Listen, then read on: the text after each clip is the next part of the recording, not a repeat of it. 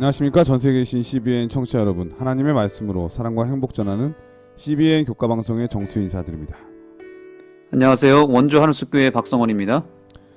지난 한 주는 정말 불안과 공포 그리고 안도감이 있었던 그런 한 주였던 것 같습니다. 우리가 자유롭게 이렇게 신앙할 수 있는 그 밑바탕에는 바로 평화와 안전에 있다는 거죠. 그리고 이 평화와 안전이 깨지지 않도록 우리 모두가 노력해야 된다는 것을 새삼 느끼는 그런 한 주였던 것 같습니다. 우리 모든 청취자분들께서 이 불안한 시대에 우리나라의 위정자들을 위해서 기도해 주셨으면 정말 좋겠습니다. 자, 오늘은 요한복음 제 11번째 시간인데요. 제목이 아버지와 아들과 성령입니다. 먼저 기억절 말씀을 읽어드리겠습니다. 보혜사 곧 아버지께서 내 이름으로 보내실 성령, 그가 너에게 모든 것을 가르치고 내가 너에게 말한 모든 것을 생각나게 하리라. 요한복음 14장 26절 말씀이었습니다. 자, 오늘 요한복음 제 11번째 시간은 아버지와 아들과 성령이라고 하는 제목인데 어떤 말씀일까요? 네, 요한복음이라고 하는 책에서 주로 다루고 있는 주제는 하나님에 대한 깊은 인식과 또 하나님에 대한 증거를 우리에게 보여주고 있죠. 이번 교과에서는 특별히 삼위 하나님, 즉 아버지 하나님, 아들 하나님, 성령 하나님에 대한 깊은 통찰을 얻게 해줍니다. 삼위일체라고 하죠. 이 삼위일체의 신비는 우리의 신앙에 매우 중요한 가치이고 이것을 깨닫게 될 때 우리의 신앙은 성숙하게 되어 있습니다. 삼위일체 하면 굉장히 좀 딱딱한 교리처럼 느껴지지만 그러나 이 요한복음은 그 딱딱한 교리를 매우 쉽고 명쾌하게 또 실제적으로 우리에게 선물로 제공해주는 매우 좋은 책입니다.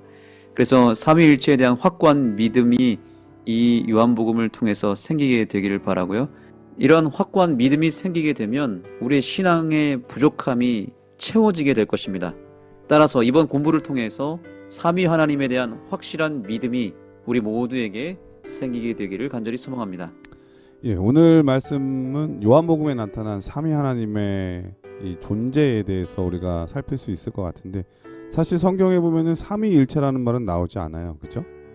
그런데 왜 삼위일체이신지 그리고 삼위 하나님께서 우리의 구원을 위해서 어떤 역할을 어떤 또 일들을 하시는지 사역을 하시는지 오늘 말씀을 통해서 또 배울 수 있을 것 같습니다.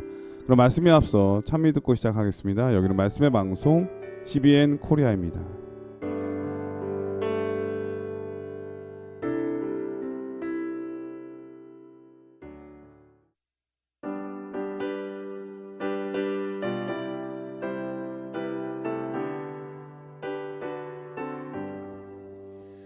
나의 영원하신 기업 생명보다 귀하다. 나의 갈 길 다가도록 나와 동행하소서.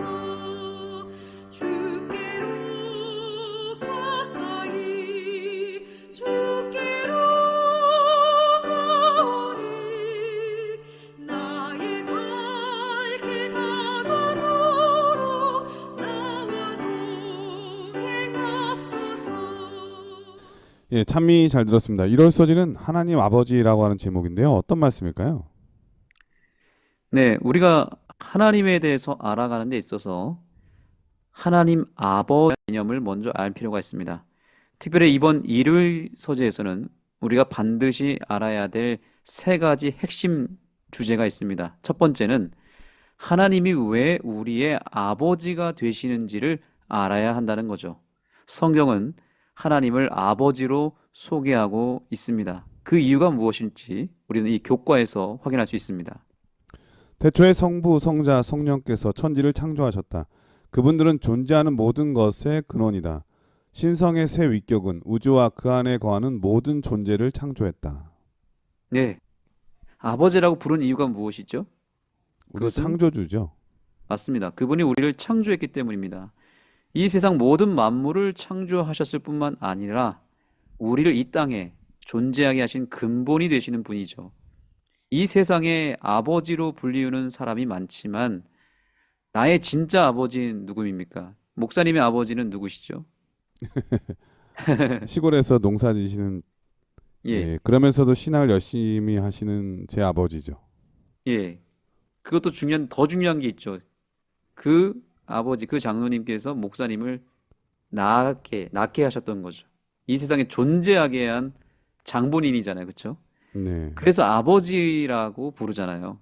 나를 낳아준 존재가 아버지라는 용어를 쓰기에 합당한 것입니다. 하나님을 우리가 아버지라고 부르는 이유는 한 가지죠. 그분이 나를 만드셨기 때문에, 나를 낳았기 때문이라고 성경은 말하고 있는 것입니다. 그런데 문제가 생겼습니다. 사단이라고 하는 존재가 하나님의 존재를 왜곡시키고 오해하도록 만들어버렸다는 사실이죠. 이러한 사실도 성경은 폭로하고 있습니다. 그래서 이 교과 저자가 우리에게 꼭 알려주고 싶은 두 번째 주제는 무엇이냐면 아버지에 대해서 오해하도록 사단이 온 인류를 기만했다는 사실을 폭로하고 있습니다. 교과의 내용을 보시겠습니다. 불행히도 루시퍼가 이 세상에 죄를 가져왔다. 죄는 무엇보다도 하나님과 우리의 관계를 단절시킨다. 죄는 하나님이 어떤 분이신지를 잘못 나타낸다. 네, 죄라고 하는 게 뭐라고요? 하나님이 어떤 분인지를 잘못 나타내는 것 자체가 죄다. 즉 오해하는 것, 하나님의 사랑을 오해하는 것이 곧 죄라는 것입니다. 죄에 대한 굉장히 명확한 정의라고 저는 생각합니다.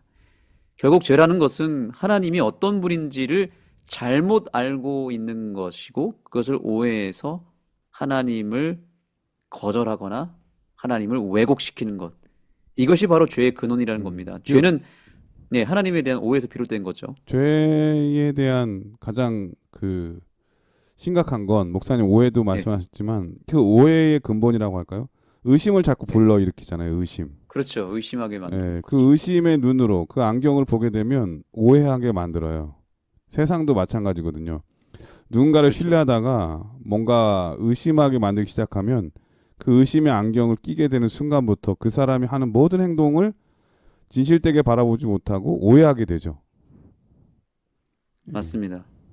그래서 하나님의 원래의 참모습은 아주 자상하시고 부드럽고 따뜻하고 사랑이 많으신 아버지라면 사단은 이 아버지를 아저씨로 만들어버린 거예요. 아주 냉정하고 무섭고 나에게 별로 관심이 없는 아저씨. 음. 그래서 아버지와 아저씨 벌써 어감이 다르죠. 그렇죠? 느낌이 네. 다르지 않습니까? 필요할 때는 없는 분. 그게 아저씨죠. 근데 그렇죠. 아버지는 필요할 때는 언제든지 나타나시는 분. 아버지죠. 그렇죠. 아버지라는 이름을 부르면 아빠 하면은 네. 바로 쫓아오시는 분이잖아요. 그래서 아버지는 우리의 마음에 편안한 그런 인식이 있지 않습니까? 편안한 대상이지만 아저씨는 굉장히 불편한 대상이에요. 사단이 하나님을 아버지가 아닌 아저씨로 오해하게 만들어서 사람들은 이제 하나님을 아주 불편해합니다. 그래서 이 불편함이 계속 골이 깊어져서 이제는 하나님이라고 하는 단어만 들어도 오늘날의 사람들은 거부감을 느끼고 굉장히 불쾌하기도 합니다. 그래서 결국 하나님에 대한 오해가 죄의 근원이 되어버린 것입니다. 하나님은 무서운 존재이고 아저씨처럼 불편한 존재로 인식하게 만들어서 우리가 죄를 범하면 무섭게 벌을 내리시고 또 말을 잘 들으면 우리를 사랑하는 분, 이런 세상 신과 똑같은 분으로 만들어버린 거죠. 그리고 아저씨라고 하는 존재는 아까 목사님 말씀한 대로 나랑 아무런 관계가 없고 상관이 없고 관심이 없는 거잖아요. 하나님도 뭐 계신지 안 계신지는 난 모르겠지만 계신다 하더라도 나와 아무런 상관이 없고 나에게 별로 관심이 없는 분, 이렇게 인식하도록 사단이 만들어버린 거예요. 그래서 우리의 아버지를 아저씨로 만들어버린 이 사단의 이 전략에 우리가 속아 넘어가면 안 된다. 그래서 이 오해가 풀리지 않으면 결코 우리는 아버지 하나님께로 향할 수도 없고 근본적으로 그 죄를 해결할 수가 없는 것입니다. 이러한 사단이 만들어 놓은 오해를 해결하기 위해서 누가 오신 거예요? 예수 그리스도께서 오신 것입니다. 이것이 이번 일요일 서지에서 저자가 강조하는 세 번째 메시지입니다. 예수님이 오신 목적은 하나님에 대한 오해를 풀어내고 다시 하나님, 아저씨로 알려진 하나님을 아버지 하나님으로 본래의 모습으로 돌려내는 것, 본래의 모습을 보여줘서 하나님이 아저씨가 아니라 아버지란 사실을 깨우쳐 주시고자 예수님이 인간이 되어서 오셨다고 저자는 말하고 있는 것입니다. 교훈의 말씀을 보겠습니다. 하나님은 인류를 창조하시고 사랑과 조화 가운데 살도록 하셨다. 죄가 들어와 세상은 무너지고 왜곡되었지만 그분은 아들을 보내사 회복하고 구원하신다. 아멘. 예수님이 이 땅에 오셔서 하신 일은 결국 잃어버린 아버지, 또 잃어버린 자녀인 우리를 서로 만나게 해주시고 되찾아 주시는 역할을 한 것이죠. 그리고 그 아버지가 어떤 분인지를 제대로 알려주신 거예요. 결코 무서운 분이 아니시고 우리를 억압하거나 혼내는 분이 아니시고 반대로 우리를 오히려 끔찍하게 사랑하시고 우리의 죄를 다 용서하셔서 우리를 품어주시는 분. 그래서 우리에게 관심이 많으시고 그리고 그분의 사랑을 직접 보여주시고 나눠주시는 역할을 우리 예수님께서 하신 것입니다. 우리가 예수님을 통해서 하나님 아버지를 새롭게 발견하고 그 아버지와 내가 오늘 새롭게 만나고 관계를 맺을 수 있는 그런 특권이 있게 되기를 간절히 소망합니다. 예, 이럴서지는 하늘 아버지라고 하는 제목인데요. 예, 먼저 이 성경에 나오는 첫 번째 우리에게 소개하고 있는 하나님은 하늘 아버지 하나님이십니다.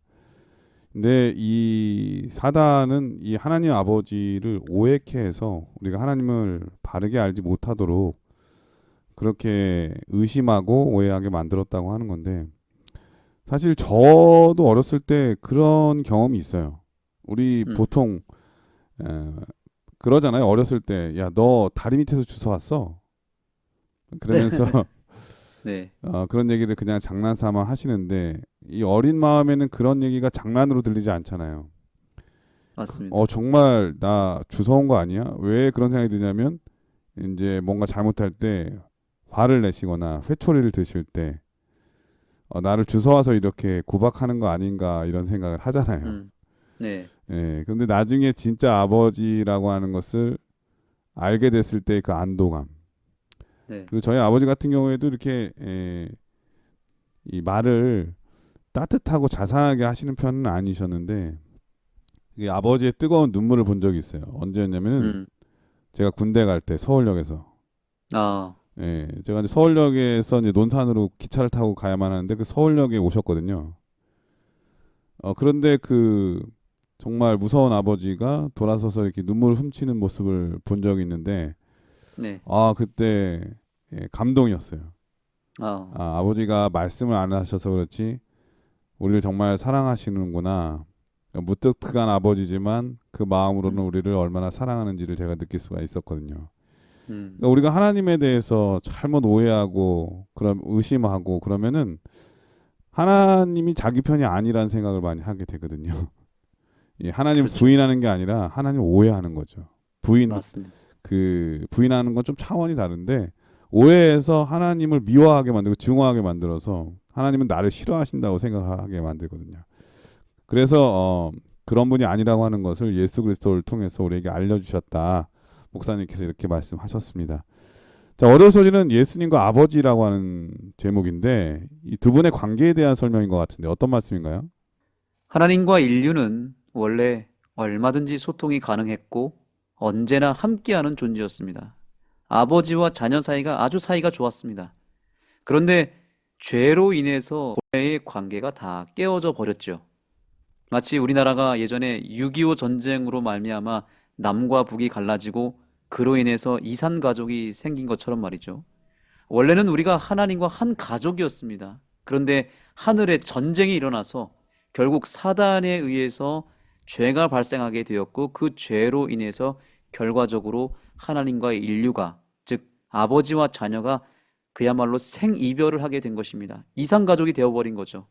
저자는 이렇게 말하고 있습니다. 우리는 하나님에 의해 삼위 하나님과의 인격적인 관계를 위해 창조되었다. 그러나 그 관계는 죄로 인해 철저하게 파괴되었다. 철저하게 하나님과 우리 사이가 분단이 되었고 파괴되면서 더 이상 함께할 수 없는 관계가 되어버린 것입니다.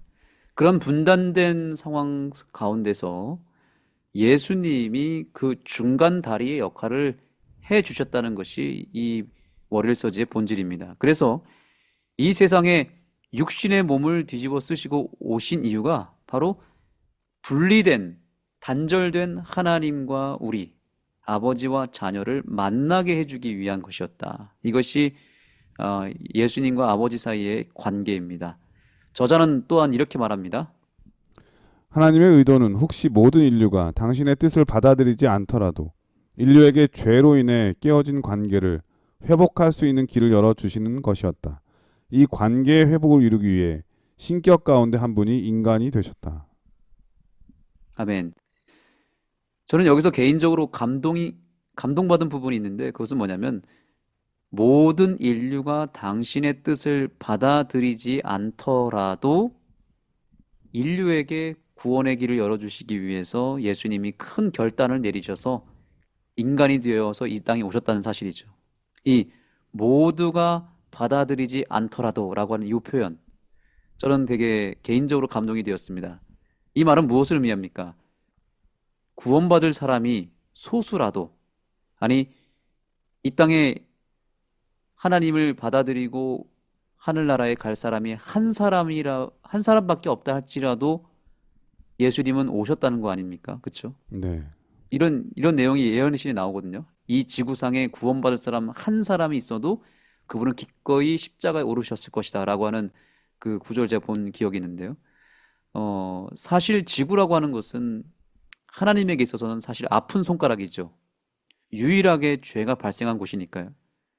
그래서 죽을 병에 걸려서 시한부 인생을 사는 아픈 마지막 막내 자녀인 것이죠. 아픈 손가락. 그러니까 다른 별의 거민들은 다 잘 살고 있는데 지금 유일하게 지구만 하나님과 단절되어서 스스로 생명을 잃게 된 거 아닙니까? 하나님의 입장에서 사실 이 지구는 조용히 지워버리면 되지 않습니까? 대우주 속에서 이 지구는 먼지보다도 더 작은, 아주 작은 별이고 그 속에 살고 있는 이 인류는 얼마나 또 작겠습니까? 거의 뭐 보이지도 않는 없는 존재일 수도 있겠죠. 그냥 조용히 지워버리고 차라리 다시 지구를 만드는 게 하나님 입장에서는 훨씬 더 나을지도 모르겠습니다. 그런데 놀라운 사실은 하나님은 이 지구를 포기하지 않으셨다는 거예요.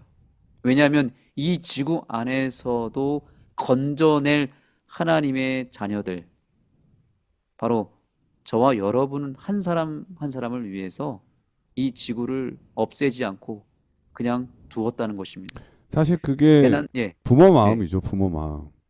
그렇죠. 네, 아버지이기 때문에 가능한 일입니다. 자녀가 열 있다고 해서 한 사람 죽었는데 나머지 9 있으니까 괜찮다고 하는 그게 있을 수 없는 얘기죠.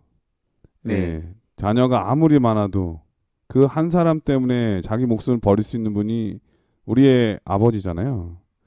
그렇습니다. 그러니까 이 지구의 별이 아무리 작다 할지라도 그 아버지 하나님 되시는 우리를 사랑하시는 그분은 그런 일을 할 수가 없는 거죠. 왜냐하면 작다고 해서 버리는 것은 이 남이나 할 수 있는 일이고 상관없는 사람이나 할 수 있는 일이니까. 아저씨는 할 수 있어요, 그죠? 네. 그런데 우리의 그러니까 부모님은 안 되죠. 맞습니다. 그런데 이제 이 지구 하나 살리겠다고 이 포기하지 않았을 때는 리스크가 엄청나잖아요. 지금 이 사단이 이 지구의 안에서 하는 역사나 이 우주 앞에서 행하고 있는 이 죄의 그 참혹성은 엄청나거든요. 그런데도 이 지구를 그냥 버릴 수 없었던 것입니다. 그래서 우리가 재난 영화나 실제 어떤 엄청난 재난이 찾아와서 그 소수의 한두 사람이 땅에 묻히거나 어느 섬에 고립되어서 실종이 되었을 때 구하러 오는 사람이 만약에 아무도 없으면 정말 결국엔 비참하게 숨진 채 발견되지 않습니까? 예전에 그 1995년인가요? 삼풍백화점이 무너졌을 때에 500여 명이 죽었고 13일째 되었을 때 마지막 생존자가 이제 발견이 되었는데 13일이 지나면 사실은 거의 죽은 거나 다름없잖아요. 그런데도 이 구조하는 사람들이, 대원들이 포기하지 않고 끝까지 밤새도록 이 생존자를 찾기 위해서 그 자리를 지켰다는 거 아닙니까? 그래서 생존자가 결국에는 그 인기척을 듣고 살려달라고 얘기해서 그 소리를 듣고 그 마지막 생존자를 건져내는 그런 감동적인 구출 이야기를 기억할 것입니다. 그 칠레에도 그런 일이 있었잖아요. 칠레. 아, 그렇죠. 예, 칠레 그 그 산사태인가요? 광이 무너지는 바람에 아, 네. 지하에 갇히게 됐는데 정말 너무 오랜 시간이 있어서 다 지쳐가고 쓰러질 때 이 가느다란 그 이제 구멍을 하나 내서 그쵸. 소식들을 구멍에서. 가족들의 소식들을 전해주니까 희망을 갖고 생존할 수 있었다고 하는 얘기 본 적이 있는데 맞습니다. 그만큼 이 사랑하는 사람에 대한 그 확신 음, 그리고 그 마음이 전달되면 사람은 살 의지가 있고 살 희망이 있는 거죠. 그러니까 삶에 의욕이 없는 사람들의 대부분은 외로움이에요. 고독함. 음, 나에 맞아요. 대해서 아무도 관심 가져주지 않을 때 삶에 의욕이 없는 거죠. 예수님께서 인간이 되셔서 이 땅에 오시는 그 희생은 정말 큰 결단이었을 것입니다. 이 지구에 정말 생존자가 한 사람이라도 있다면 내가 기꺼이 모든 걸 내려놓고 구출하기 위해서 내가 내려갈 것이다. 라고 하는 결심을 하셨고 그 약속하신 대로 정말로 실제로 예수님이 인간의 몸을 뒤집어 쓴 채로 이 땅에 직접 내려오신 사건이 바로 요한복음의 내용인 것입니다. 이 사실을 우리가 그저 요한복음이란 책을 읽고 끝날 것이 아니라 실제로 예수님이 이 땅에 구조대원으로 오시기까지 정말 많은 것을 버려야 했고 희생해야 했다는 사실, 게다가 결국에는 자신의 생명까지도 내어주면서 우리를 구원하기 위해서 큰 희생을 치르셨다는 사실을 우리가 오늘 기억하면서 우리가 오늘 받은 구원은 예수님의 그 엄청난 결단과 희생에 의해서 제공된 매우 값진 구원임을 잊지 마시기 바랍니다. 예, 오늘서지는 예수님과 아버지라고 하는 제목인데요. 예수님과 아버지의 관계는 완전한 관계셨죠. 하나님으로서 하나이신 관계였고요. 근데 그 완전하신 관계가 우리를 구원하기 위해서 분리되셨잖아요. 그렇습니다. 이거는 정말 있을 수 없는 분리인데 저는 이 장면을 보면서 예수님이 우리의 창조주가 되시고 하나님 아버지가 우리의 창조주가 되신다고 하는 확신을 갖게 됩니다. 그렇지 않고서는 자기 목숨을 대속물로 주기 위해서 이런 일을 감수할 필요가 없잖아요. 그런 면에서 예수님과 하나님 아버지는 우리 인류를 위한 분명한 창조주가 되신다고 하는 그런 뚜렷한 확신을 갖게 되는 것 같습니다. 그리고 나란 아멘. 존재가 얼마나 귀한 것인지 이 예수님의 이 강력하신 사랑의 표현, 십자가를 통해서 느낄 수 있는데요. 그래서 자기 존재가 무가치하게 느껴질 때, 또 하찮게 여겨질 때, 자존심이 상하고 내가 세상에 살아갈 이유가 있을까라고 생각할 때 우리는 십자가를 바라볼 필요가 있다고 생각합니다. 그 십자가의 사랑은 내가 얼마나 귀한 존재인지를 분명하게 보여주는 가장 아름다운 사랑의 표현이기 때문에 그런 거죠. 십자가를 바라보시는 여러분 되길 간절히 바랍니다. 화요일서지는 아들을 아는 것이 아버지를 아는 것이라고 하는 제목인데 어떤 말씀일까요? 우리는 철저하게 예수님을 통해 아버지 하나님을 만날 수 있고 예수님을 통해서 그분의 음성을 들을 수 있습니다. 그리고 하나님께 축복을 받는 것도 오로지 예수님을 통해서 받을 수 있는 것입니다. 예수님을 통하지 않고서는 다른 방법으로는 결코 하나님과의 직접적인 연결이 불가능하죠. 이것은 매우 중요한 구원의 원리입니다. 세상 사람들이 우리에게 던지는 질문이 하나 있는데 그것은 뭐냐면 오늘날 대한민국 사람으로 태어난 우리가 왜 저기 멀리 있는 팔레스타인 땅, 그 사막에서 그들이 믿는 신을 야훼라고 하는 신을 왜 우리가 믿어야 되는가라고 하는 질문이죠. 그건 유대인이라고 하는 한 민족의 신이 아니냐라고 물어보잖아요. 세상에 많은 민족 신이 있잖아요. 석가모니도 있고 공자, 뭐 우리나라의 경우는 당군, 뭐 여러 신화들도 있고 여러 그 민족들이 믿는 그 신들이 다 종류가 있습니다. 그런데 왜 하필 이스라엘의 그 사막의 신 여호와를 하나님으로 인정하는지 세상 사람들은 도무지 이해가 안 된다는 거예요. 다른 종교에도 뭐 창조 설화가 있을 것이고 또 다 도덕을 선하게 살아야 된다. 이런 도덕적인 개념도 있고 올바른 삶을 살아야 된다고 가르치는 그런 건전한 종교들도 많잖아요. 그런데 왜 하필 우리는 유대인의 신을 믿느냐는 것입니다. 그런데 그 근거는 오로지 가장 확실한 근거는 뭐냐면 예수님이 여호와 하나님을 아버지라고 부르시기 때문에 그런 것입니다. 오로지 예수님이 2000년 전에 이 땅에 오셔서 우리 인류에게 소개해 주시고 보여주신 신이 바로 여호와 하나님이셨고 그 하나님을 향해서 아버지라고 부르셨고 그 하나님을 온전히 의지하며 믿으며 사셨기 때문에 우리 역시 예수님을 믿는 백성으로서 그 예수님이 믿고 그 예수님이 소개해 주신 아버지 하나님을 믿게 되는 것입니다. 근데 사실 네. 목사님께서 지금 왜 우리가 유대인의 신을 믿어야 되냐? 예. 근데 이런 질문 저도 간혹 받은 적이 있거든요. 근데 이거는 정말 이거야말로 오해가 있는 것 같아요. 왜냐면은 이 노아는 유대인이 아니거든요. 그렇죠. 그리고 노아는 아담의 10대 손이었고요. 또 아브라함은 노아의 후손 중에 하나였는데 이 셈, 함, 야벳 중에 셈의 후손이었거든요. 그러니까 하나님을 셈의 후손의 하나님으로 두는 거는 노아를 인정하지 않는 거고 노아의 하나님을 셈의 하나님으로만 훨씬 더 격화시켜서 잘못 오해하게 만드는 거죠. 그러니까 오늘 인류가 하나였다고 하는 것을 인정하지 않게 되면 이 하나님을 그냥 어떤 종족의 신으로만 여길 수 있는데 거슬러 올라가면 우리는 종족을 넘어서서 한 민족이라고 하는 거, 한 사람의 후손이라고 하는 것, 결국 아담이라고 하는 후손, 그 후에 인류를 창조하신 하나님. 그래서 우리는 유대인의 하나님을 믿는 게 아니라 온 인류의 하나님을 믿는다고 하는 사실을 조금 잘못 이해한 것이 아닌가 그런 생각이 드네요. 네. 근데 이제 그럼에도 불구하고 이제 또한 세상 사람들은 거기서 더 나아가서 다른 신도 이제 창조 신화가 있다는 거죠. 네. 그러니까 그 신이 이 세상을 만들었다라고 나간다면 그것도 근원이 될 수 있지 않느냐 이제 이렇게 보는 건데 우리가 여호와 하나님을 아버지라고 부르는 확실한 증거는 뭐냐면 예수님이 그 여호와 하나님을 우리에게 제대로 소개해 주셨고 2000년 전에 오셔서 그 하나님 여호와가 누구인지를 알려주시고 또한 그분을 향해서 아버지라고 부르시고 또한 그분을 의지하시고 믿으셨던 예수님의 그 삶과 그분의 믿음을 통해서 비로소 우리가 여호와 하나님을 아버지로 받아들이게 되었다는 것이죠. 이것이 가장 확실한 증거인 것입니다. 우리가 믿는 하나님은 바로 그 예수님이 알려주시는 하나님을 믿게 된 것이죠. 그래서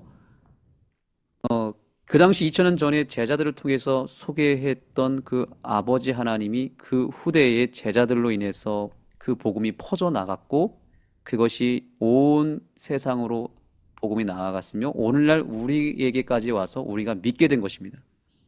이것이 가장 확실한 믿음의 경로가 되는 것이죠. 그래서 요한복음이 전하는 메시지는 다음과 같습니다. 요한복음 전체에서 사도는 아들이신 예수께서 어떻게 아버지를 가리키며 활동하는지 설명한다. 예수님은 아버지가 어떤 분인지 설명하고 아버지가 이 세상을 어떻게 대하는지를 보여준다. 네, 감사합니다. 이 글의 요지가 무엇입니까? 우리의 신앙은 철저하게 예수님에게로서부터 온 것이다 라고 말하고 있는 것입니다. 실제로 그런 것이죠. 다른 이로서는 구원을 얻을 수 없나니 천하 인간의 구원을 얻을 만한 다른 이름을 우리에게 주신 일이 없다라고 성경은 분명히 사도행전 4장을 통해서 말씀하고 있고요.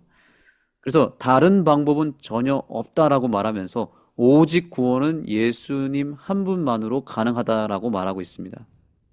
구원을 다른 말로 풀어서 이야기하면 우리가 참 아버지를 잃어버렸다가 다시 그 아버지를 만나고 다시 찾게 되었다는 거 아닙니까? 그래서 그 아버지와의 만남의 결과가 구원이잖아요. 그래서 기독교에서 계속해서 오직 예수라고 하는 이 구호를 외치는 이유가 바로 여기에 있습니다. 오직 예수 외에는 그 어떤 존재도 그 어떤 방법으로도 그 어떤 경로로도 구원을 얻을 수 있는 길이 없기 때문이라는 것이죠. 우리가 기도할 때 그래서 예수님의 이름으로 기도해야 하는 이유도 바로 여기에 있습니다. 심지어 우리가 기도하는 것도 예수님의 이름으로 기도해야 되는 이유는 우리의 기도가 바로 하나님께로 상달되는 것이 아니라 예수님께서 그 기도를 받으셔서 예수님이 우리의 기도를 들고 아버지 하나님께로 나아가는 것입니다. 이것이 성경의 히브리서에 나오잖아요. 그래서 교훈의 말씀을 좀 보시겠습니다. 예수는 아버지의 것을 말하고 그를 믿는 것도 아버지를 믿는 것이며 구원과 사랑에 있어서 두 분은 하나이다. 그분은 아버지를 설명하며 그 사랑을 보여준다. 예. 그래서 우리는 정말로 예수님을 절대적으로 믿음으로 붙잡아야 되는 것입니다. 예수님께로 끝까지 가야 됩니다. 예수님을 끊임없이 배우고 그분을 자꾸자꾸 생각하고 그분의 이름을 불러야 되는 것이죠. 그래서 우리의 모든 신앙의 요소마다 예수님을 통해서 우리가 할 수만 있다면 예수님을 통해서 우리는 하나님께로부터 놀라운 축복을 받게 되는 것입니다. 그래서 예수님을 알면 알수록 하나님 아버지를 알게 되고요. 예수님을 가까이 할수록 우리는 아버지 하나님께로 가까이 나아갈 수 있는 특권을 얻게 되는 것입니다. 우리가 이쯤에서 삼위 하나님의 역할을 이해할 필요가 있습니다. 요한복음의 여러 성경절들을 이렇게 종합해서 보면은 아버지 하나님께서 하시는 역할은 뭐냐면 공급자의 역할을 하십니다. 근원이십니다. 그래서 예수님께서 끊임없이 뭐라고 말씀하셨냐면 아버지께서 나에게 모든 것을 주셨으니 라고 말합니다. 모든 것을 주셨다. 그래서 이 모든 복, 모든 은혜와 지혜와 능력은 다 아버지께로부터 오는 거예요. 그래서 아버지 하나님은 공급자의 역할을 하십니다. 그리고 그 복을 받아서 또한 그 복을 우리에게 전달해 주시는 통로의 역할을 누가 하시냐면 아들 하나님이 하시는 것입니다. 그래서 아버지는 공급자시고 아들은 그 아버지께로부터 받은 복을 우리에게 나눠주는 통로가 되십니다. 그래서 아버지에 대한 모든 것을 우리가 받으려면 예수님이라고 하는 통로와 연결이 될 때 우리가 그 하나님의 복을 받게 되는 것이죠. 그래서 우리가 예수님의 이름으로 기도를 드리는 거예요.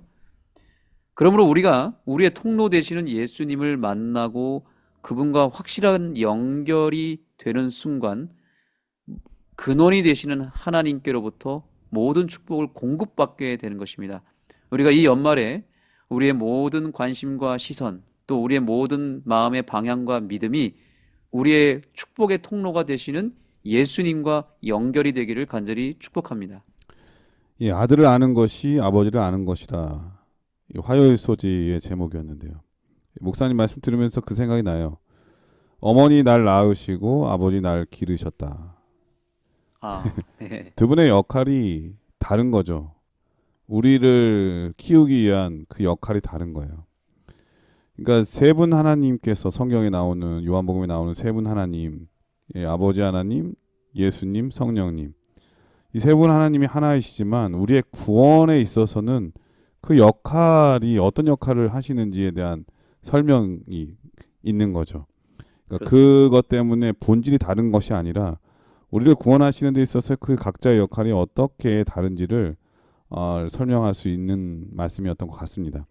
근데 이제 저는 한 가지 아까 말씀드리고 싶었던 게 왜 유대인의 하나님 우리가 믿어야 되냐 이렇게 얘기를 했을 때 우리가 거슬러 올라가면 우리는 유대인의 하나님 믿는 게 아니라 온 인류의 하나님 믿는다 이런 말씀을 드렸고 또 한 가지 목사님께서 덧붙여서 세상에 창조 설화도 많고 그렇죠? 이런 설화도 많은데 굳이 왜 우리는 그럼 그 예수님을 믿어야 되느냐 이런 얘기를 하셨잖아요. 네. 근데 이 창조 설화뿐만 아니라 이 노아 홍수 설화도 전 세계에 엄청 많거든요. 이 설화가 많다고 하는 것은 진짜가 있다고 하는 거예요. 어떤 진짜를 믿어야 되는 것인가? 예를 들면 우리가 어디로 가든 서울로 가면 된다고 하는 것은 전제는 길이 많다고 하는 거죠. 근데 길이 하나면은 그 길 아니면 갈 수가 없는 거예요. 딴 데로 가는 거죠. 네. 세상에 신이라 불리우는 많은 존재들이 있지만 진짜 신은 한 분밖에 없는 겁니다. 그런데 아멘. 그 신에 대한 기록, 하나님에 대한 기록이 바로 경전인데 성경만큼 저는 확실한 경전을 본 적이 없는 것 같아요. 맞습니다. BC 1500년부터 AD 100년까지 1600년 동안 하나님의 감동을 입은 약 40명의 기자가 세월을 거슬러 초월해서 예수님에 대한 말씀, 하나님께서 우리를 구원하기 위한 예수님을 보내시고 그 모든 역사가 이것만큼 명확한 경전이 있을까? 그러므로 우리는 바른 신앙을 찾는 것, 바른 하나님을 찾는 것이 정말 중요한데 그러기 위해서 바로 이러한 우리의 스스로의 노력들, 이러한 이 자세 이런 거는 정말 중요하지 않을까 그런 생각이 들고요.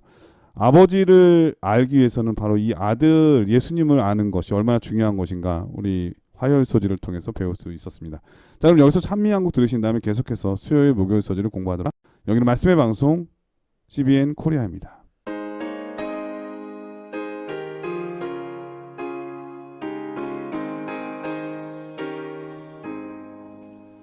나의 갈 길 나가도록 예수 인도하시니 내 주 안에 있는 긍휼 어찌 의심하리요.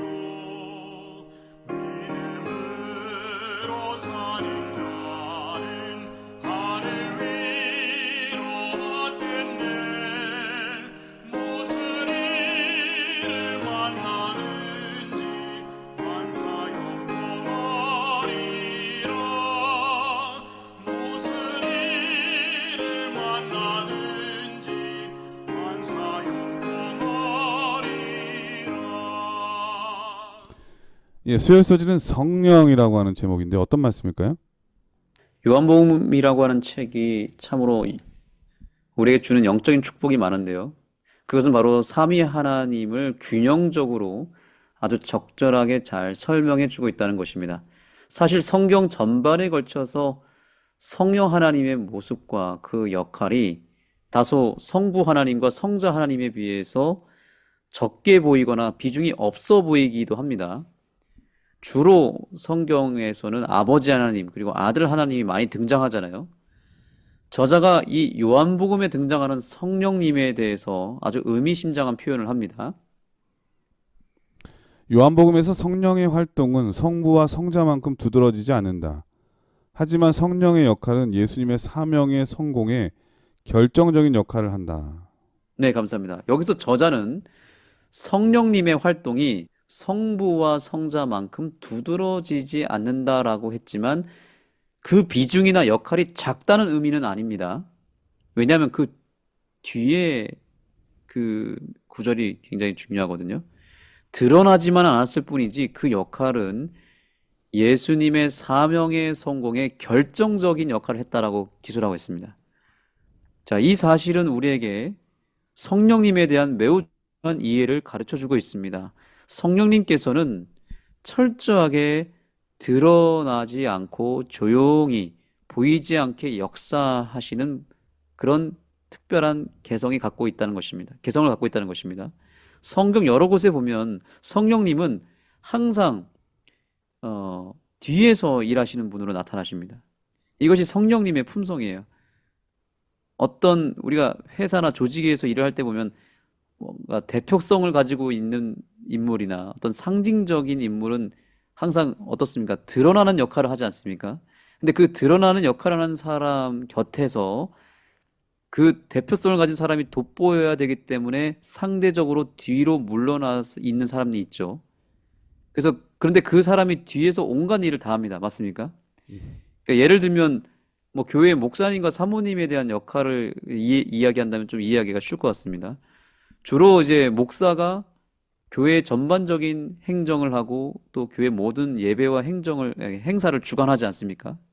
그런데 뒤에서 조용히 교인들을 챙기고 방문하고 전화하고 뭐 교인들 마음을 보듬어 주는 역할을 티 안 내고 조용히 하는 존재가 있죠. 누구죠? 사모님이죠. 맞습니다. 그래서 사람들이 저는 이제 목회 초반부터 그런 얘기 많이 들었는데 목회는 70% 이상이 사모의 역할에 달려있다 이런 얘기를 들었는데 목사님 들어보셨습니까? 예, 목회 나올 때부터 네. 귀에 닳도록 듣는 말이죠. 아마 목사님 사모님도 그렇고 제 집사람도 그렇고 그런 어떤 중압감을 가지고 사명감을 가지고 아마 목회를 열심히 하실 텐데 그래서 목회를 하면 할수록 목사님이나 저나 느끼는 건 뭐냐면 사모의 역할이 굉장히 크다는 걸 알 수 있고 그래서 이제 나중에 가면 이런 고백을 하게 됩니다. 아, 사모 역할이 목사보다 훨씬 더 비중이 크고 90% 이상의 역할을 한다라고 하는 분도 있던데요. 이게 그 손흥민이랑 김연아 선수 아시죠? 손흥민 선수와 김연아 선수의 공통적인 성공의 특징이 무엇이냐면 이들의 성공 뒤에는 묵묵히 뒷바라지를 감당해 가면서 모든 굳은 일을 감당했던 손흥민의 아버지, 또 김연아의 어머니가 있었다는 거 아닙니까? 예수님이 그분의 사명을 감당하는 일에 있어서 늘 곁에서 예수님을 서포트하면서 자신을 천저히 뒤로 감추고 조용히 모든 일을 감당하며 섬기신 존재가 있는데 바로 그분이 누구시냐면 성령 하나님이시라는 겁니다. 그래서 예수님께서는 제자들에게 그 성령 하나님의 존재를 설명하고 소개하기 시작했습니다. 요한복음 14장 26절의 말씀을 한번 보겠습니다. 보혜사 곧 아버지께서 내 이름으로 보내실 성령 그가 너희에게 모든 것을 가르치고 내가 너희에게 말한 모든 것을 생각나게 하리라. 네, 여기 보니까 성령님을 보혜사라고 하는 단어로 소개하고 있는데 이것을 원어로 살펴보면 그 의미가 뭐냐면 돕는 자, 돕는 자라고 하는 의미를 가지고 있습니다. 그래서 이 돕는 자, 보혜사 성령님께서 예수님 곁을 늘 지키시면서 예수님을 보호하시고 예수님의 모든 필요를 채워주시면서 끊임없이 도와주시고 아주 든든한 후원자 역할을 해주신 분이 성령님이셨다는 것입니다. 그래서 예수님은 승천하시기 전에 제자들에게 그 보혜사 성령님에게 어떤 축복을 받을 수 있는지를 알려주시면서 그 성령님을 소개하셨던 것입니다. 계속해서 저자는 이 교훈의 말씀을 통해서 이렇게 성령님에 대해서 이야기합니다. 성령은 우리에게 주신 충만한 최고의 선물이다. 성령은 하나님의 자녀가 되도록 깨닫게 하고 확신을 주며 우리 생각과 삶의 경험을 하나님께 순복하게 한다. 네, 감사합니다. 성령님을 여기서 무엇으로 표현하고 있습니까? 충만한 최고의 선물이라고 말하고 있습니다. 이 세상에서 우리가 받을 수 있는 최고의 선물이 바로 성령님이십니다. 이 성령님이 우리 속에 거하시면 우리가 깨달아야 될 모든 것도 깨닫게 해주시고 또 믿음도 주시고 또 모든 삶의 필요와 지혜, 능력, 실제적인 삶의 복을 허락해 주시는 그야말로 종합 선물 세트가 되신다는 것이죠. 어떤 분들은 이 성령이라고 하는 존재를 하나님으로 인정하지 않고 그냥 하나의 어떤 하나님께로부터 오는 능력, 뭐 이런 에너지 이렇게 인식하는 경우도 많습니다. 성령을 거부하는 거죠. 부인하는 거죠. 뭐 어떤 사람은 그런데 하나님 예. 아버지의 능력이나 어떤 힘을 그렇게 표현했다고 잘못 해석하는 사람들도 있죠. 그러니까요. 그런데 좀 전에 살펴본 요한복음 14장 26절에 보면은 예수님께서 분명히 이걸 증거하셨습니다. 내 이름으로 보내실 성령 그가라고 되어 있습니다. 하나의 인격체, 위격으로 설명하고 있지 않습니까? 네. 어떤 파워나 능력이었으면은 이게 사물로 표현이 돼야 되는데 어떤 개념이나 이런 걸로 표현이 돼야 되는데 여기는 분명히 그가라고 되어 있습니다. 그분이 또 다른 이름을 가진 존재라고 얘기하고 있습니다. 그래서 너희에게 모든 것을 가르치고 내가 너희에게 말한 모든 것을 생각나게 해 주시겠다. 이렇게 얘기한 것을 봤을 때 예수님은 지금 아버지 하나님도 증거하고 있지만 누구도 증거하고 있는 것입니까? 성령님의 존재 그리고 그분의 역할 그것에 대한 확실한 증거를 제자들에게 충분하게 다 설명해 주신 것입니다. 또 성경의 다른 부분들을 가만히 살펴보면 네, 이 성령님의 감정을 표현하는 구절도 많거든요. 탄식한다든지, 그렇죠. 예, 우리를 위해서 간구한다든지. 이 하나님의 그 어떤 파워를 표현하는 거라면 그렇게 표현하기가 어렵거든요. 네, 맞습니다. 그래서 우리가 삼위 하나님에 대해서 배우고 있으니 이쯤에서 그 삼위 하나님의 역할을 다시 한번 정리해 보겠습니다. 아까 이제 아버지 하나님은 공급자의 역할을 하신다고 말씀드렸고요. 그 네. 공급해 주시는 모든 축복을 받아서 활용하시는 실행자는 누구시냐면 바로 예수님이십니다. 그리고 성령님은 그 아버지 하나님이 주시는 복과 은혜를 예수님을 통해서 오늘날 우리가 받을 때에 그것을 잘 활용하고 그 효과를 극대화하도록 실제적으로 도움을 주시는 그야말로 돕는 자, 봉사자의 역할을 하시는 분이 바로 성령님이세요. 저는 이제 삼위 하나님을 이렇게 설명하기를 좋아하는데요. 이해하기 쉽도록 설명하기 위해서 이 수도를 이야기합니다. 수도. 집에 들어오는 수도가 다 있지 않습니까? 네. 이 수도로 쳤을 때 물을 처음에 이렇게 이것을 모아서 공급해 주는 장소가 있습니다. 그걸 수원지라고 하거든요. 물을 뽑아 올려서 이제 보내주는 곳입니다. 거기가 수원지죠. 이 공급지입니다. 그래서 바로 이 부분이 이제 성부 하나님의 역할을 감당한다고 보면 되겠습니다. 그리고 그 물이 각 가정으로 가려면 어떻게 됩니까? 수도 라인을 통해서 가게 되잖아요. 통로가 필요하지 않습니까? 바로 예수님의 역할이죠. 예수님을 통해서 하나님의 복이 각각 우리들의 삶 속에 임하는 것입니다. 그리고 그 각 라인이, 수도 라인이 각 가정에 들어가서 최종적으로는 수도꼭지를 열어야 됩니다. 이 수도꼭지가 막혀버리면 물을 받을 수가 없어요. 그래서 그 수도꼭지의 역할, 즉 실제적으로 우리가 공급받을 복을 받아 누리고 활용할 수 있도록 현실적인 복으로 이것을 만들어 주시고 도와주시는 존재가 바로 성령님이시죠. 결국 우리는 성령님의 역할을 우리의 삶 가운데 대입해야 됩니다. 적용시켜야 됩니다.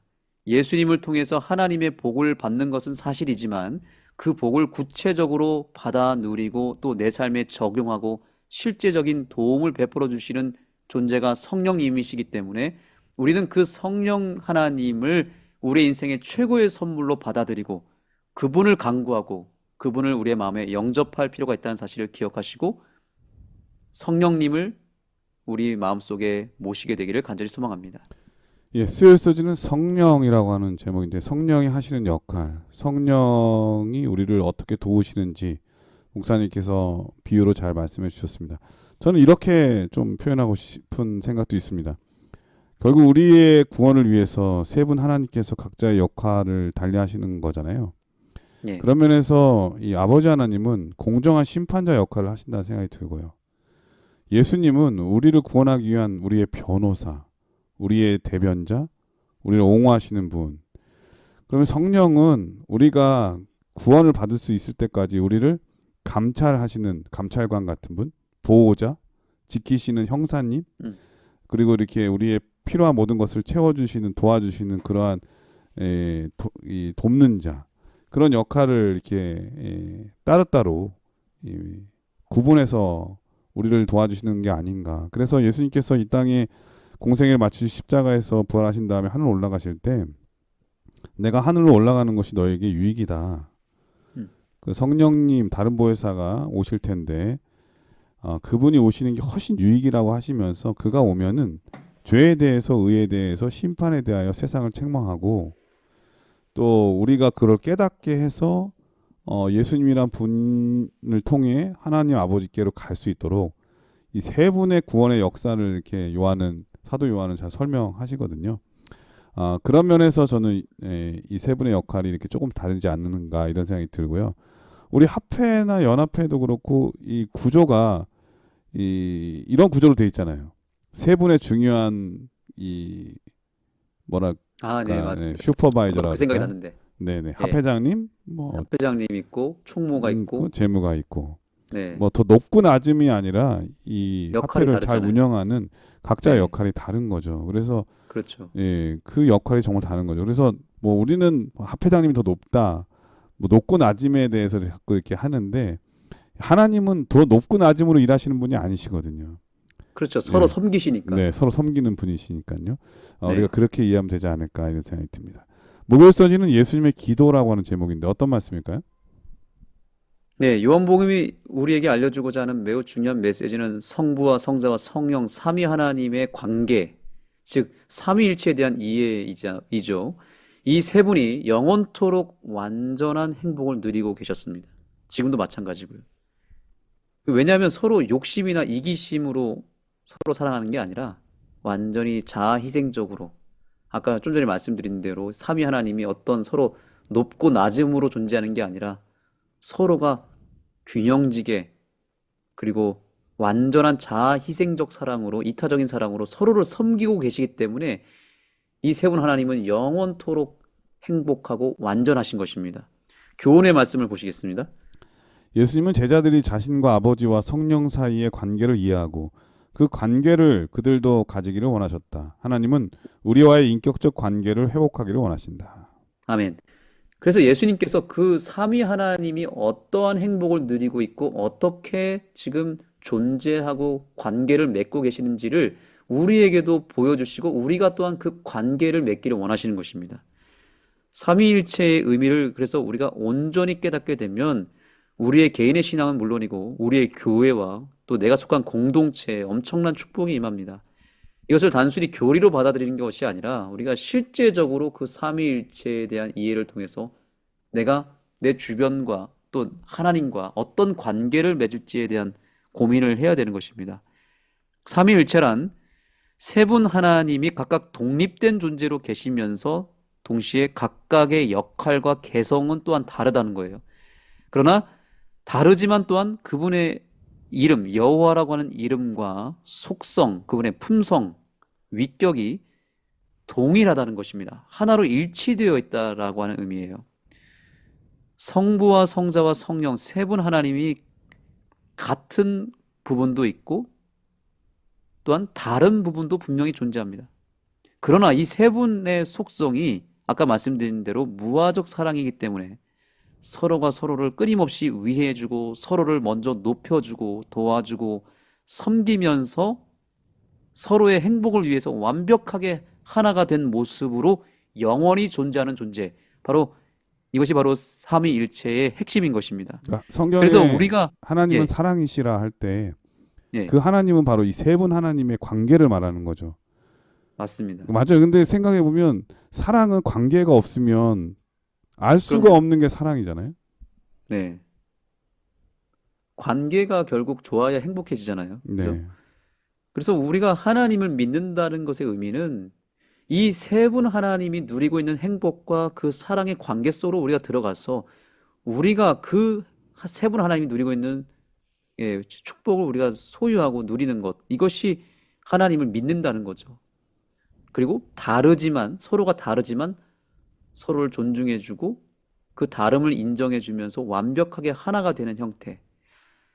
그래서 아까 물론 목사님 초반에 우리 나라의 현재 그런 위기에 대해서 말씀하셨지만 저는 이번 주 겪으면서 이런 생각을 해봤습니다. 사실은 우리 사회에 보수도 있고 진보도 있고요. 또 교회 안에서도 보수와 진보가 다 존재하지 않습니까? 여러 가지 형태로 말입니다. 가정 안에서도 보수가 있고 진보가 있듯이.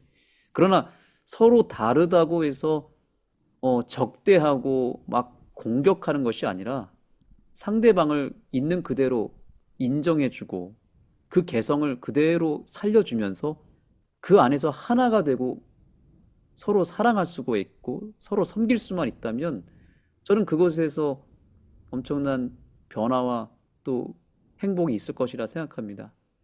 그래서 이 세 분 하나님이 창세기에 보면은 우리의 형상대로 하면서 이 우리라고 하는 단어가 하나님에게서 오지 않았습니까? 그리고 네. 예수님도 이 주기도문을 통해서 너희는 이렇게 기도하라 하면서 뭐라고 말씀하셨냐면 하늘에 계신 우리 아버지여, 또 이렇게 하면서 마지막에 또 후반부에 보면은 우리에게 일용할 양식을 주옵시고 우리가 우리에게 하면서 이 기도 가운데 우리라고 하는 단어가 제일 많이 들어갑니다.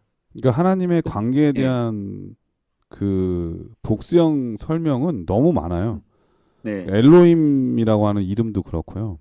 신명기에 보면은 6장에 우리 하나님은 오직 한 분이시라고 했지만은 그 한 분이라고 하는 뜻도 복수의 의미가 담겨져 있거든요. 네, 그래서 엄청 많죠. 그 관계에 대한 설명은 성경. 그래서 이 그렇죠. 삼위 하나님을 우리가 오해할 필요가 없어요. 마치 여호와 증인처럼 아버지 하나님은 하나님이고 예수님과 성령은 하나님이 아닌 것처럼 설명하는 그런 네, 다른 그 복음을 전하는 사람 되게 많거든요. 그러니까 성경을 잘못 이해하고 오해하는 것이다 이런 생각이 듭니다. 네. 그래서 그 우리라고 하는 단어를 사용하시면서까지 그분의 관계를 소개해 주지 않습니까? 그래서 우리가 서로 다른 부분에 대해서 서로 인정해주고 품어주면서 오히려 존중해주고 섬길 때 비로소 우리가 될 수 있지 않나. 근데 서로 다르다고 틀렸다고 공격하기 시작하면 우리가 될 수가 없는 거예요. 그렇죠. 우리라고 표현할 수가 없는 것입니다. 그래서 우리가 속한 교회와 가정과 공동체가 그야말로 삼위 하나님의 관계처럼 존재하게 될 때 그야말로 우리가 될 수 있다는 사실을 꼭 기억했으면 좋겠습니다. 자, 여기 보시면 그래서 우리가 하나님을 믿는다는 것, 좀 전에 말씀드린 대로 삼위 하나님이 누리고 있는 행복을 누리는 것이죠. 요한복음 17장 22절의 말씀을 통해서 예수님은 그분의 뜻을 이렇게 설명하십니다. 내게 주신 영광을 내가 그들에게 주었사오니 이는 우리가 하나가 된 것 같이 그들도 하나가 되게 하려 하심이니이다. 네, 감사합니다. 우리가 하나가 된 것 같이, 여기 또 우리가 나오죠. 네. 그들도 하나가 되게 해달라는 기도. 이 기도가 오늘날 우리에게 필요한 것입니다. 우리 나라를 위해서, 우리 교회를 위해서, 우리 가정을 위해서 기도할 때 하나님이 하나가 되셨던 것처럼 우리도 하나가 되게 해달라는 기도가 필요한 거죠. 삼위 하나님이 하나 되는 모습처럼 제자들도 하나가 되기를 바라셨던 것입니다. 왜냐하면 제자들은 서로 싸웠거든요. 서로 다름에 대해서 인정하지 못하고 존중하지 못하고 서로 싸웠는데 이제 그 다름을 인정하고 서로 존중해 주면서 서로가 서로를 섬기고 서로를 먼저 생각하는 이타적인 사랑으로 하나가 될 때에 비로소 그들이 행복해지겠죠. 그것이 진리가 될 것이고요. 그것이 참된 행복이 되기 때문이죠. 결국 행복이라고 하는 것은 목사님이 말씀하신 대로 서로 사랑하는 관계에서 오는 거 아니겠습니까? 그 관계가 이기심과 욕심으로 섞여 있으면 불행해지게 되겠고요.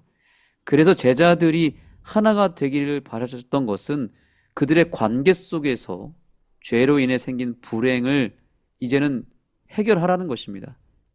그렇지 않으면 자꾸 관계가 깨어지니까요.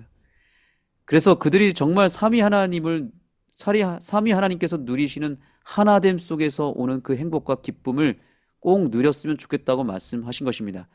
요한복음 17장 3절을 또 보시겠습니다. 영생은 곧 유일하신 참 하나님과 그가 보내신 자 예수 그리스도를 아는 것이니이다. 네, 감사합니다. 여기서 질문을 좀 드려보겠습니다. 영생이라고 하는 것이 본질일까요? 아니면 하나님을 아는 것이 본질일까요? 여기 두 가지 복이 나오거든요. 영생과 하나님을 아는 것. 둘 중에 무엇이 먼저일까요? 하나님을 알면 영생을 네. 선물로 받죠. 맞습니다. 유일하신 참 하나님과 그 보내신 자 예수 그리스도를 아는 것이라고 했는데 그 알미라고 하는 것은 무엇이냐면 삼위 하나님이 사랑 안에서 하나가 되어서 보여주신 그 완전한 행복을 아는 것이 본질이라는 것입니다. 그래서 우리에게 예수님이 필요한 이유는 우리 스스로는 이타적인 사랑을 만들어낼 수는 없지만 삼위 하나님을 알고 그분을 믿고 그분에게서 그 사랑을 받고 배우게 되면 비로소 우리도 있는 그곳에서 상대방을 주변 사람들을 서로 사랑하고 섬기고 봉사하게 되겠죠. 그로 말미암아 자동적으로 우리는 행복이라고 하는 축복을 얻게 됩니다.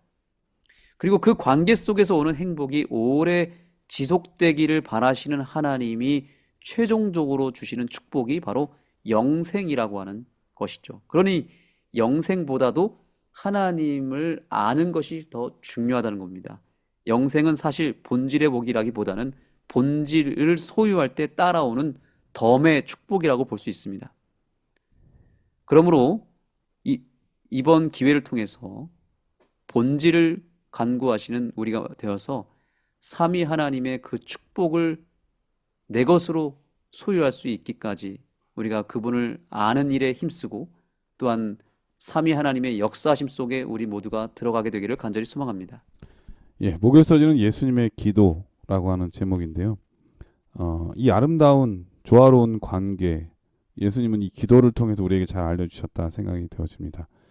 우리도 이 땅에서 살면서 이런 예수님과 성령님, 아버지 하나님과의 관계를 배워서 그대로 실천할 수만 있다면 얼마나 세상이 평화롭고 화목하고 아름다울까 이런 생각이 듭니다. 또 한편 예수님을 묵상해야 될 이유가 있는 것 같은 생각이 드네요. 우리도 아멘. 예수님처럼 기도하는 또 예수님처럼 삶을 실천하고 자기 희생을 통해서 자기 겸손함을 통해서 조화로운 삶, 화목함을 전해주는 화평케 하는 피스메이커가 다 됐으면 정말 좋겠습니다. 목사님께서 이번 교과를 간략하게 정리해 주시고 기도하고 마치겠습니다. 네, 우리는 요한복음을 통해서 삼위 하나님에 대해서 배웠습니다. 아버지 하나님은 축복을 나눠주시는 공급자가 되시고, 또 아들 하나님은 축복의 통로가 되시며, 성령 하나님은 축복을 우리의 삶에 실제적으로 가져다 주는 최고의 선물이 된다고 배웠습니다. 우리가 이 삼위 하나님의 존재와 그 역할을 아는 것도 축복이지만, 그 삼위 하나님이 나를 위해서 어떻게 봉사하시는지를 확인하며 또 그 세 분 하나님을 동일하게 믿는 것이 더 중요하지 않겠습니까? 아무쪼록 이번 공부를 통해서 삼위 하나님을 우리가 동일하게 영접하고, 그로 말미암아 이 세 분 하나님의 그 아름다운 역할과 그분의 그 일하심이 저와 여러분의 개인의 삶 가운데 풍성하게 일어나게 되기를 간절히 소망하고요. 그로 인해서 이 연말에 우리들의 삶을 통해서 우리의 가정이 하나가 되고, 우리 교회가 하나가 되고, 내가 속한 모든 공동체가 나로 말미암아 성령님의 역사하심을 통해서 사랑 안에서 하나로 연합하는 귀한 역사가 있게 되기를 간절히 소망합니다. 예, 목사님께서 기도해 주시고 교과를 마치도록 하겠습니다. 아버지 하나님, 오늘 우리에게 말씀을 통하여 하나님의 존재를 조금이라도 깨닫고 알 수 있는 은혜를 주셔서 감사합니다. 아멘. 우리가 삶 가운데 삼위 하나님을 매 순간 모실 수 있도록 도와주시고, 우리의 깨어진 모든 관계들을 회복시켜 주시옵소서. 아멘. 이 추운 겨울에 우리의 모든 관계를 회복시켜 주셔서 삼위 하나님의 역사를 통해서 우리의 모든 공동체가, 우리의 가정이 따뜻한 하나님의 사랑으로 회복될 수 있도록 역사하여 주옵소서. 아멘. 예수님의 이름으로 간절히 기도드립니다. 아멘. 네, 전 세계에 계신 CBN 청취자 여러분, 날씨가 많이 추워졌다는 소식이 들려옵니다. 그런데 날씨가 더 춥게 느껴지는 것은 바로 서로를 대하는 우리의 증오심과 미움 때문이겠죠. 그런데 우리의 마음이 서로 따뜻해지고 좋은 관계를 유지된다면 추운 겨울은 정말 데이트하기 딱 좋은 날씨가 아닌가, 그런 생각이 듭니다. 왜냐하면 서로 붙어야 따뜻해지기 때문이겠죠. 행복한 겨울이 되기를 간절히 축원드리면서요, 저희는 다음 주에 더 좋은 모습으로 찾아뵙도록 하겠습니다. 건강하시고요. 안녕히 계십시오. 안녕히 계세요.